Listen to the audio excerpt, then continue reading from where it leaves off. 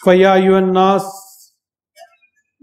گزشتہ 2 ہفتوں سے نماز کی اہمیت اور فضیلت اور ذکر اللہ توحید کا ہی ایک حصہ ہے، آپ کے سامنے اس کے تعلق سے بیان کیا گیا، اور ذکر اللہ توحید ہے اور ایک مہدوی ہر آتی جاتی سانس میں توحید کو بیان کرتا ہے اور توحید کا اظہار کرتا ہے۔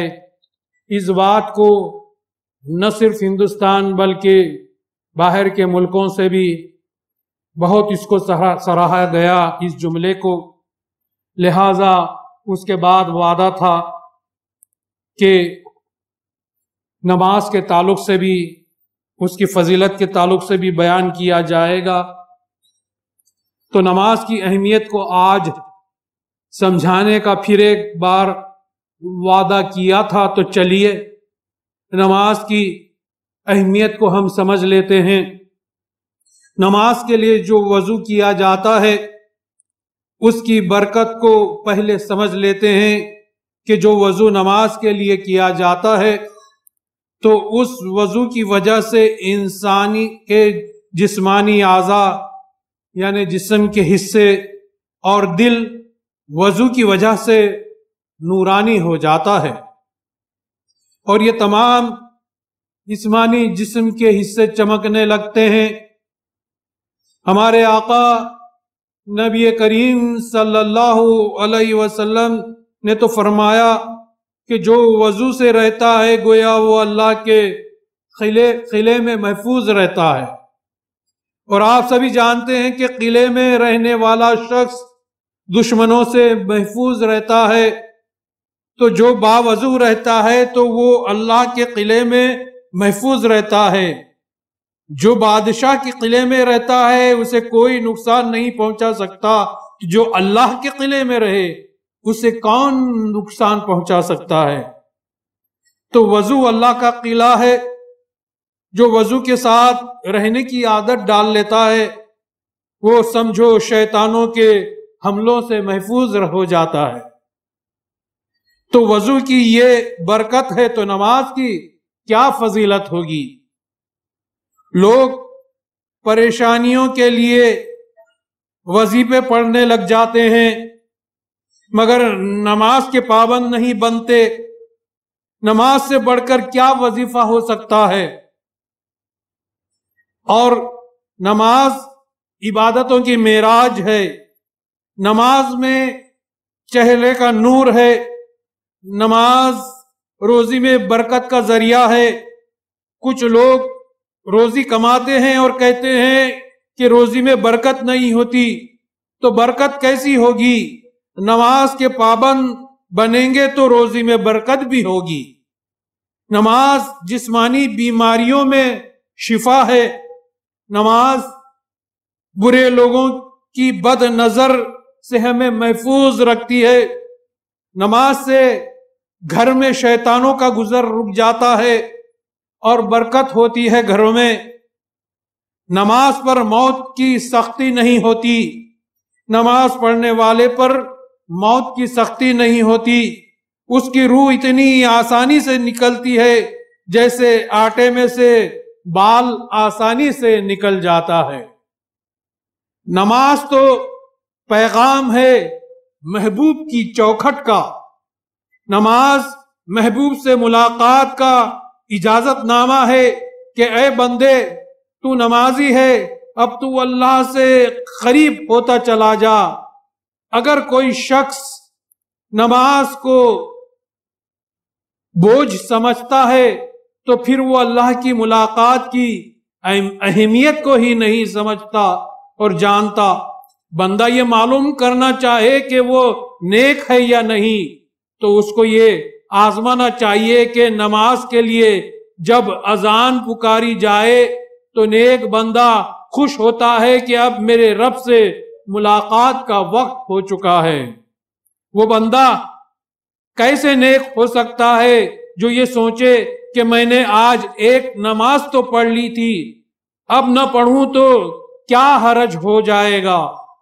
روایت میں ہے کہ جب نماز کا وقت ہوتا تو نبی کریم صلی اللہ علیہ وسلم حضرت بلال سے کہتے کہ ارحنا یا بلال، یعنی اے بلال اٹھو، ہمارے دل کو راحت پہنچا دو اذان کے ذریعے۔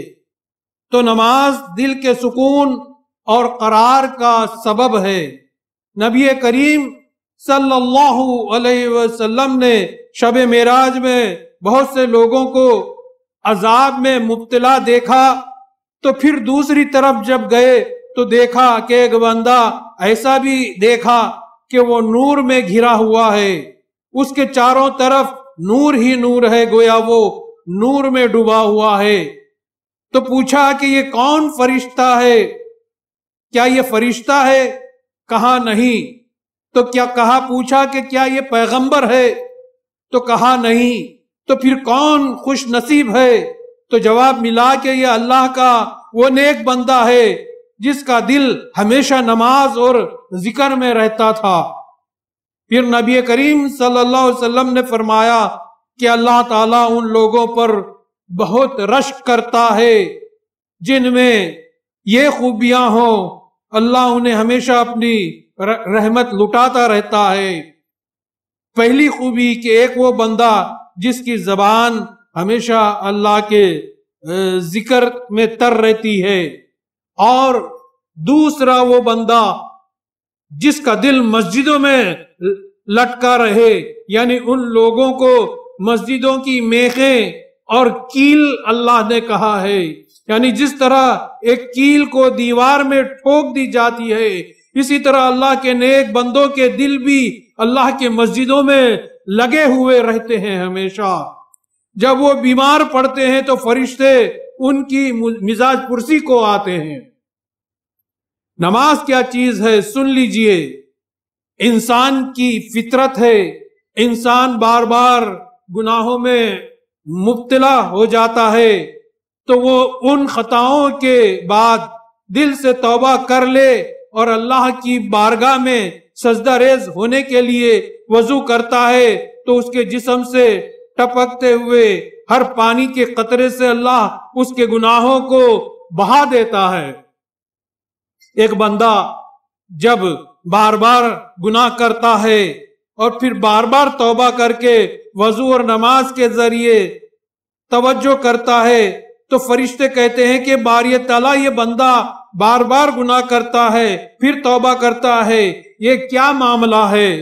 تو اللہ فرشتوں سے کہتے ہیں کہ میرا بندہ مجھے رحمان سمجھتا ہے کہ میں رحم کا دریا اس پر بہا کر اس کے گناہوں کو آنسوؤں کے قطروں سے اور وضو کے پانی کے قطروں سے میں اسے دھو ڈالوں گا، یہ سمجھ کر وہ مجھے رحمان اور رحیم سمجھ کر بار بار میری طرف لوٹتا ہے اور توبہ کرتا ہے۔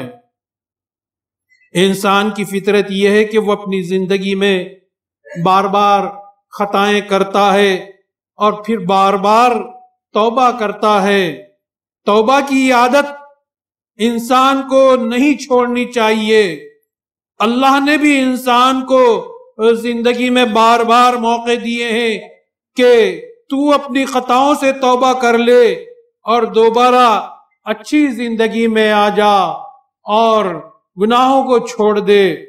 حضرت عمر رضی اللہ تعالیٰ عنہ کے دور کا واقعہ ہے کہ ایک 80 سال کا بوڑھا جنت البقیع میں اللہ سے فریاد کرتا ہوا بیٹھا ہوا تھا۔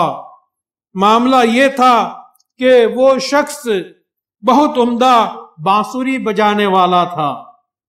اس کی بانسری کی آواز میں ایک عجیب سی لے اور ترانہ تھا جو لوگوں کے دلوں کو لبھاتا تھا۔ لوگ اس کو پیسے دیتے تھے اور اس کا گزر بسر اسی طرح چلتا تھا۔ جب وہ 80 سال کا بوڑھا ہو گیا تو اس کی سانسوں میں وہ توانائی نہیں رہی کہ جب وہ بانسری بجاتا تھا تو اس کی سانسیں ٹوٹنے لگتی تھی اور اس میں سے وہ لے اور سر نہیں نکلتے تھے جو جوانی میں نکلا کرتے تھے، اور اس کی سانسیں بڑھاپی کی وجہ سے ٹوٹ جاتی تھی اور اس کی سریلی लय भी खत्म होने लगी। अब वो मायूस हो गया और जन्नतुल बकी के कब्रिस्तान में आकर बैठ जाता है।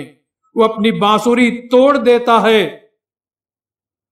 क्योंकि उसकी बांसुरी में वो लय नहीं थी, जिसकी वजह से उसकी आमदनी भी अब आहिस्ता आहिस्ता खत्म हो चुकी थी। लोगों ने उसको पैसे देना बंद कर दिए थे और आमदनी का जरिया भी खत्म हो गया था।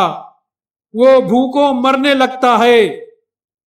जब फाके बहुत ज्यादा बढ़ जाते हैं तो फिर वो कब्रिस्तान में जन्नतुल बकी में बैठकर अल्लाह से कहता है कि ऐ बारी ताला, हूं तो मैं तेरा ही बंदा, या तो तू मुझे रिस्क दे या यूं ही मुझे इस कब्रिस्तान में खत्म कर दे।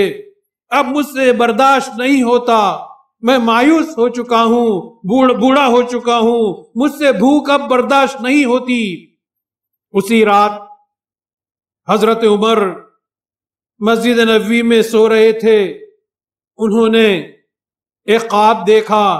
ख्वाब में देखा कि रसूल मकबूल सल्लल्लाहु अलैहि वसल्लम ख्वाब में तशरीफ लाए और हजरत उमर से कहने लगे कि ए उमर, जन्नतुल बकी में एक भूखा बूढ़ा आदमी बैठा हुआ है, अपने घर से खाना लेकर जाओ, उम्दा सा खाना जो भी हो लेकर जाओ और उसे खाना खिलाओ, और कुछ जरूरत की चीजें भी तुम्हारे पास जो हो वो लेकर जाओ और उसको जरूरत की चीजें भी खाने के बाद दे दो। ख्वाब से बेदार हजरत उमर हुए तो सोचा कि नबी पाक सल्लल्लाहु अलैहि वसल्लम ने मुझे ख्वाब में हुक्म दिया और अल्लाह का भी हुक्म है। ये सोचकर घर से खाना लिया, कुछ माल लेकर कब्रिस्तान गए। जन्नतुल बकी में जब गए, देखा कि एक बूढ़ा हाँफता कांपता दुआएं कर रहा है। बारी ताला से उसके पास गए और पूछा कि क्या तू भूखा है? उसने कहा हाँ मैं भूखा हूं। हजरत उमर ने कहा कि चल बैठ, मैं तुझे खाना खिलाता हूं। ये कहकर हजरत उमर ने अपने हाथों से उसे खाना खिलाया और कुछ माल और मता भी उसे अता कर दिया। वो बूढ़ा पूछता है आप कौन हैं? उन्होंने कहा कि मैं उमर बिन खत्ताब हूं। वो डर गया कि कहीं ये उमर मुझे खिला पिला कर कोड़े ना मारे कि जिंदगी भर तू बांसुरी बजाने वाला आज मेरे हाथों पकड़ा गया है। वो बूढ़ा कांपने लगा उमर की दहशत से उनका नाम सुनकर। उसने कांपते हुए लहजे में पूछा कि आप यहां कैसे आए हैं? हजरत उमर बिन खत्ताब ने कहा मैं खुद यहां नहीं आया, बल्कि मुझे नबी पाक सल्लल्लाहु अलैहि वसल्लम ने भेजा है। रब ने कहलवाया। अपने नबी पाक सल्लल्लाहु अलैहि वसल्लम को ये कहते हुए सुना कि एक बूढ़ा भूखा है, उसके रिस्क का इंतजाम करो। वो बूढ़ा ये सुनकर फिर चीख मारकर जमीन पर गिर गया, रोने लगा और कहने लगा कि ऐ रब, तूने सच कहा, तू रहम करने वालों से भी ज्यादा रहम करने वाला है। 80 साल तक मैं तुझसे तेरी याद से दूर भागता रहा। एक वक्त तुझे क्या पुकार लिया, तूने अमीरुल मोमिनीन को खाना देकर मेरे पास भेज दिया। तो मेरे दीनी भाइयों, अल्लाह आपको जिंदगी की सांसें देकर मोहलत दे रहा है कि नमाज और सजदों के पाबंद हो जाओ और नमाजों से अपने गुनाहों की मग़फ़िरत करवा लो। जिक्र से अपनी सांसों में अल्लाह के तराने भर लो। अल्लाह हम सब के गुनाहों को माफ करे। अल्लाह से दुआ है कि बतुफ़ैल रसूल मेहदी हमें नमाजों की तौफीक अता फरमाए और जिक्र से कभी हमारी सांसों को गाफिल न करे और हमारे गुनाहों की मग़फ़िरत फरमाए। आमीन सुम्मा आमीन।